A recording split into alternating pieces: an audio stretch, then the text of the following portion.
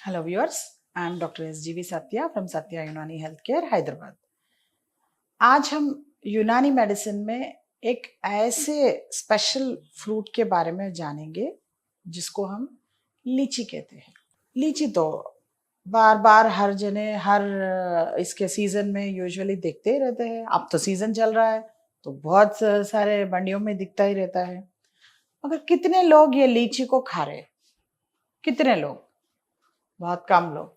हाँ, इसको आइसक्रीम में डाले तो बहुत लोग खाते हैं, मगर सिर्फ आइसक्रीम में नहीं, इसको अलग भी खाइए।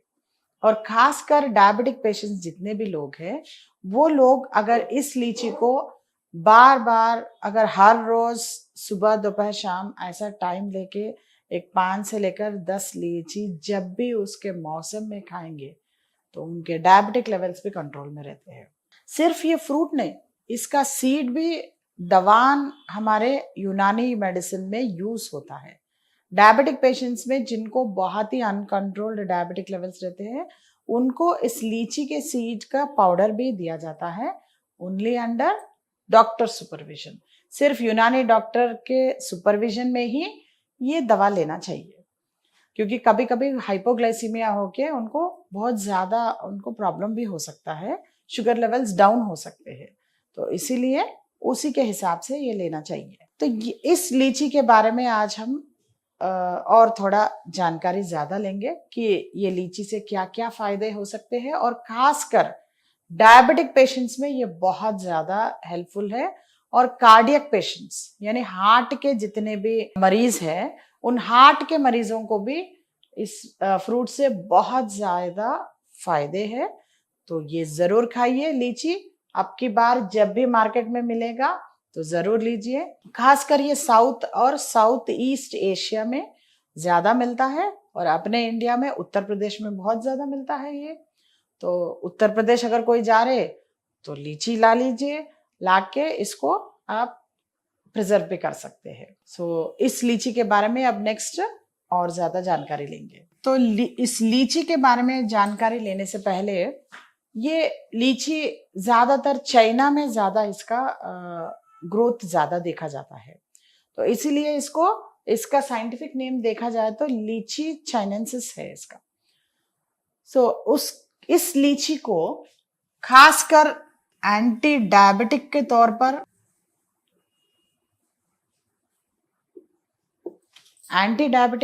पर हमारे यूनानी बुक्स में, लिटरेचर में बहुत ज्यादा इसकी वर्णन देखा जाता है। और इसके अलावा ये बहुत ही अच्छा विटामिन सी भी इसमें ज्यादा रहता है। इसीलिए जिन लोगों को हार्ट प्रॉब्लम्स रहते हैं या जिन लोगों को खासकर स्किन डिसीजेस रहते हैं, उन लोगों को भी देने के लिए ये लीची बहुत ही बेहतरीन है। मगर ये सीजनल फ्रूट है, इसीलिए ये मिलता नहीं थ्रू आउट द ईयर, और ये बड़े झाड़ रहते हैं और इसको लगते छोटे छोटे फल है ये। और इसमें बड़ा बेंज रहता है, उस बेंज को नहीं खाना है, सिर्फ उसके ऊपर का वाइट जो पल्प है उसको खाना है। तो ये एंटी डायबिटिक है, विटामिन सी इसमें भरपूर रहता है, और इसके अलावा ये एंटी ट्यूमरस है। यानी जिन लोगों को ट्यूमर रहता है बॉडी के अंदर, उस ट्यूमर को फाइट करने के टी सेल्स के ग्रोथ में ये बहुत ज्यादा हेल्प करता है। उसके अलावा ये बहुत अच्छी एंटीऑक्सीडेंट है। यूजुअली बायोकेमिस्ट्री के जितने भी स्टूडेंट्स हैं, जितने भी बायोकेमिस्ट्री के प्रोफेसर्स हैं, वो सब लोग जब बॉडी के अंदर फ्री रेडिकल्स की बात करते हैं, ऑक्सीडेंट्स की बात करते हैं, ये ज्यादातर बॉडी के अंदर जो है एक रेस्पिरेटरी बर्स्ट बोलते हैं, जो ज्यादा बॉडी के अंदर प्रोड्यूस होते रहता है, और ये जितना कम कर सके उतना अच्छा है, नहीं तो बहुत सारे बीमारियां आ जाते हैं, ये उनका दावा है। तो उन फ्री रेडिकल्स को एंटीऑक्सीडेंट के तौर पर ये लीची फ्रूट बहुत ही ज्यादा काम में आने वाला है। तो बॉडी डिफेंस मैकेनिज्म जिसको बोलते हैं यूनानी में तबीयत मुदब्बिराए बदन, तो ये तबीयत मुदब्बिराए बदन, बॉडी डिफेंस मैकेनिज्म जिसको बोलते हैं, उस बॉडी डिफेंस मैकेनिज्म को बिल्डअप करने में एंटीऑक्सीडेंट एज ए एंटीऑक्सीडेंट के तौर पर लीची बहुत ही बेहतरीन फ्रूट है। और ये लिवर को भी बहुत अच्छा इसका फंक्शनिंग को अच्छा करता है। इसके अलावा ये एंटी कैंसरस भी है। डेफिनेटली टी सेल्स को, जब बॉडी डिफेंस मैकेनिज्म को सही कर रहा है, तो वो करने वाला कैंसर को भी तो कंट्रोल करता है ना।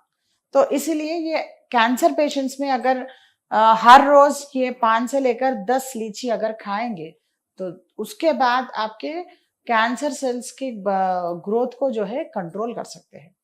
खासकर कैंसर पेशेंट्स की बात हो रही तो वो लोग चीनी बिल्कुल इस्तेमाल नहीं करना चाहिए।